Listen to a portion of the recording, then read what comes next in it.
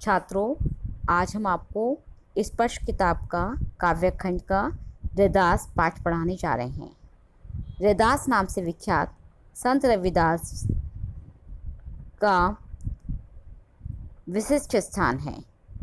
कबीर की तरह रविदास भी संत कोटि के कवियों में गिने जाते हैं। मूर्ति पूजा, तीर्थ यात्रा जैसे दिखावों में रविदास का जरा भी विश्वास नहीं था। यहाँ रविदास के दो पद दिए गए हैं। पहले पद में कवि अपने आराध्य को याद करते हुए उनसे अपनी तुलना करता है। उनका प्रभु बाहर कहीं किसी मंदिर या मस्जिद में नहीं विराजता, वरन उसको अपने अंतस में सदा विद्यमान पाता है। यही नहीं, वह हर हाल में, हर काल में उससे श्रेष्ठ और सर्वगुण संपन्न है। इसलिए तो कवि को उन जैसा बनने की प्रेरणा मिलती है। तो पढ़ते हैं पहला पद। अब कैसी छूटी राम नाम रट लागी, प्रभु जी तुम चंदन हम पानी, जाकी अंगंग बास समानी। प्रभु जी तुम घन बन हम मोरा, जैसे चितवत चंद चकोरा। प्रभु जी तुम दीपक हम बाती, जाकी ज्योति बरे दिन राती। प्रभु जी तुम मोती हम धागा, जैसे ही सोनही मिलत सुहागा।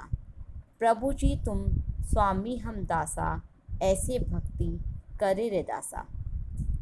यहाँ कुछ कठिन शब्द दिए गए हैं, उनके अर्थ भी दिए गए हैं। बास का अर्थ है गंध, समानी समाना बसा हुआ, घन बादल, बन जंगल, मोरा मोर या मयूर, चितवत देखना, चकोर तीतर की जाति का एक पक्षी जो चंद्रमा का परम प्रेमी माना जाता है, बाती बत्ती, ज्योति ज्योति, बरई बढ़ाना जलाना, राती रात्रि, सोनही सोने में, सुहागा सोने को शुद्ध करने के लिए प्रयोग में आने वाला क्षार द्रव्य, दासामिस दास सेवक। अब कैसी छूटी राम नाम रट लागी। यहाँ इन पंक्तियों में कवि रविदास अपने आराध्य को याद करते हुए उनसे अपने लिए अनंत भक्ति मांगते हैं कि हे ईश्वर, अब तुम्हारे नाम की ऐसी रट लग गई है कि वह छूट नहीं सकती है। मैं तुम्हारा परम भक्त बन गया हूँ। तुम में और मुझ में अटूट संबंध स्थापित हो गया है। वह संबंध कैसा हो गया है? प्रभु जी तुम चंदन हम पानी, जाकी अंगंग बास समानी। कि यह संबंध चंदन और पानी के जैसा है। जिस प्रकार चंदन के साथ रहने से पानी में उसकी सुगंध व्याप्त हो जाती है, उसी प्रकार मेरे समूचे अस्तित्व में आपकी भक्ति की सुगंध समा गई है। कवि आगे कहते हैं कि प्रभु जी तुम घन बन हम मोरा, अर्थात तुम बादल हो और मैं जंगल में नाचने वाला मोर हूँ। जिस प्रकार से आकाश में उमड़ते हुए बादलों को देखकर मोर नाचने लगता है, उसी प्रकार से मेरा मन रूपी मोर भी तुम्हारी भक्ति रूपी बादलों की गर्जना सुनते ही नाचने लगता है। जैसे चितवत चंद चकोरा। यहाँ पर कवि चकोर पक्षी की विशेषता बताते हैं कि चकोर पक्षी जो है चंद्रमा को अपलक निहारता रहता है। उसी प्रकार से मैं भी तुम्हारी भक्ति को पाने के लिए तरसता रहता हूँ और लगातार आपके दर्शन के लिए आपको देखता रहता हूँ। प्रभु जी तुम दीपक हम बाती। हे प्रभु, तुम दीपक हो और मैं उसकी बत्ती हूँ। ऐसी बत्ती जो रात दिन प्रभु जी की आँच में खुद को जलाती रहती है। जाकी ज्योति बड़ी दिन राती, जिसकी ज्योत जो है जलने पर ज्योत छोटी होती है लेकिन प्रकाशित होती है। अर्थात मैं तुम्हारे प्रेम में तुम्हारे को याद करते हुए रात दिन तुम्हारी भक्ति की आँच में खुद को जलाता रहता हूँ। प्रभु जी तुम मोती हम धागा। कि हे प्रभु, तुम मोती के समान हो और मैं उसमें पिरोया हुआ धागा हूँ। इसमें कवि कहना चाहते हैं कि ईश्वर जो है मोती की तरह है, आलोकित और पवित्र है। उसमें अपना अस्तित्व विलीन करके वह भी वह भी उसके कुछ गुण पा जाएगा। अर्थात मैं धागे की तरह अपने अस्तित्व को विलीन करना चाहता हूँ। जैसे सोने मिलत सुहागा, प्रभु तुम्हारा और मेरा संबंध सोने में मिले सुहागे की तरह है। जिस प्रकार से सुहागे के संपर्क में आकर सोना और अधिक उज्ज्वल और मूल्यवान हो जाता है, उसी प्रकार से तुम्हारी भक्ति रूपी आँच में तपकर मैं भी स्वच्छ और पवित्र हो गया हूँ, और मेरी भक्ति भी तुम्हारे संपर्क में आकर बहुत ही श्रेष्ठ अच्छी हो गई है। प्रभु जी तुम स्वामी हम दासा, हे प्रभु तुम स्वामी हो और मैं तुम्हारा दास हूँ। मैं ऐसी भक्ति करे रे दासा, मैं आप जैसे स्वामी के चरणों में एक दास की तरह अपनी भक्ति अर्पित करता हूँ। इसका पूरा अर्थ इस प्रकार से है, हे प्रभु हमारे मन में जो आपके नाम की रट लग गई है वह कैसे छूट सकती है। अब मैं तुम्हारा परम भक्त हो गया हूँ। जो चंदन और पानी में होता है, चंदन के संपर्क में रहने से पानी में उसकी सुगंध फैल जाती है, उसी प्रकार से मेरे तन मन में तुम्हारा प्रेम की सुगंध व्याप्त हो गई है। आप आकाश में छाए काले बादल के समान हो, मैं जंगल में नाचने वाला मोर हूँ। जैसे बरसात में घुमड़ते बादलों को देखकर मोर खुशी से नाचता है, उसी भांति मैं आपके दर्शन को पाकर खुशी से भाव मुग्ध हो गई हूँ। जैसे चकोर पक्षी सदा अपने चंद्रमा की ओर ताकता रहता है, उसी भांति मैं भी सदा तुम्हारा प्रेम पाने के लिए तरसता रहता हूँ। हे प्रभु तुम दीपक हो, मैं तुम्हारी बाती के समान सदा तुम्हारे प्रेम में जलता हूँ।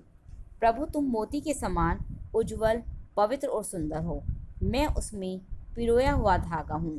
तुम्हारा और मेरा मिलन सोने और सुहागे के मिलन के समान पवित्र है।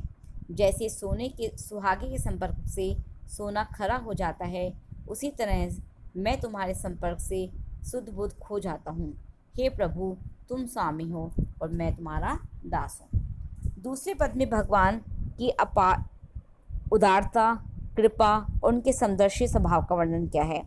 रैदास जी कहते हैं कि हे प्रभु तुम दयालु हो, कृपालु हो और निडर हो। तुम्हारी कृपा से नीच भी उच्च स्थान प्राप्त कर देते हैं। ऐसी लाल तुझ बिन कौन करे, गरीब निवाज गुसैया मेरा माथे छत्र धरे। जाकी छोटी जगत को लागे, तापर तू ही डरे। नीचों ऊंच करे मेरा गोविंदा, काहू तेना डरे। नामदेव का बीरु त्रिलोचन, सधना सैनु तरे।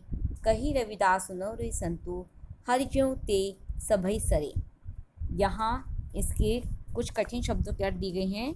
लाल का अर्थ है स्वामी, कौनु कौन, गरीब निवाजू दीन दुखियों पर दया करने वाला, गुसैया स्वामी या मालिक, माथे छत्र धरे मस्तक पर स्वामी होने का मुकुट धारण करता है।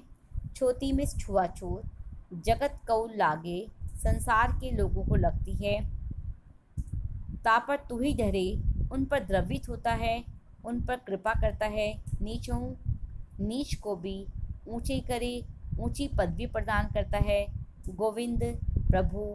नामदेव महाराष्ट्र एक प्रसिद्ध संत का नाम है। त्रिलोचनु एक प्रसिद्ध वैष्णव आचार्य जो ज्ञानदेव और नामदेव के गुरु थे। सधना एक उच्च कोटि के संत जो नामदेव के समकालीन माने जाते हैं। सैनु एक प्रसिद्ध संत। हरि जी से सबे सरे सब कुछ संभव हो जाता है। अब इन पंक्तियों का अर्थ देखते हैं। ऐसी लाल तुझ बिन कौन करे। इन पंक्तियों में रैदास जी कहते हैं कि उनके स्वामी ऊंच नीच का ध्यान किए बिना निम्न कुल के भक्तों को बराबरी का स्थान देते हैं, और ऐसी कृपा तुम्हारे बिना ईश्वर के अतिरिक्त और कोई भी नहीं कर सकता है। गरीब निवाज गोसैया मेरे माथे छत्र धरे, कि ईश्वर को गरीब नवाज कहते हुए कहा है कि तुम उनके ऐसे दयावान मालिक हो जिसने रैदास जैसे नीच और अछूत समझे जाने वाले व्यक्ति के सिर पर छत्र रखकर यानी कि मुकुट पहनाकर उसे राजा बना दिया। अर्थात प्रभु ने उन्हें लोगों की परवाह किए बिना ही उन्हें सर्वोच्च स्थान दे दिया, क्योंकि उस परम पिता की दृष्टि में कोई भी अछूत नहीं है। जाकी छोटी जगत को लागे, तापर तू ही डरे।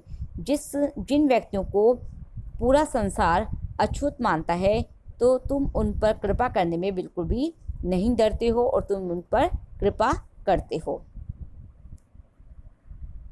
नीचों ऊंच करे मेरा गोविंदा, काहू तेना डरे। प्रभु लोगों की प्रवाह के बिना सबको उच्च स्थान, अछूतों को उच्च स्थान देते हैं और इस तरह से कार्य करने में वे बिल्कुल भी किसी से भी नहीं डरते हैं। नामदेव कबीर त्रिलोचन सधना सैनु तरे।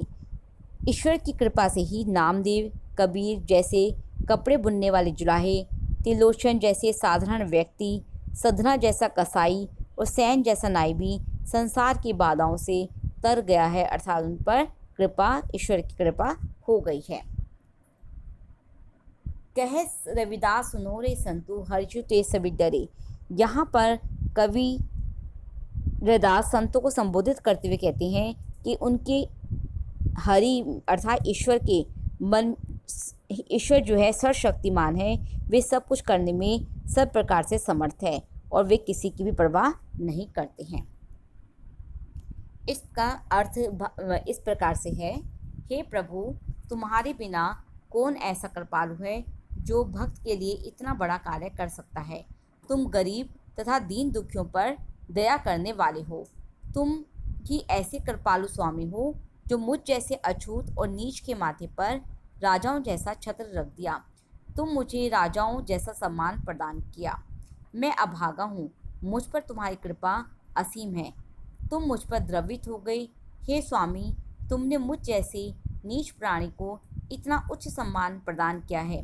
तुम्हारी दया से नामदेव, कबीर जैसे जुलाहे, त्रिलोचन जैसे सामान्य, सधना जैसे कसाई और सैन जैसे नाई संसार से तर गए, उन्हें ज्ञान प्राप्त हो गया।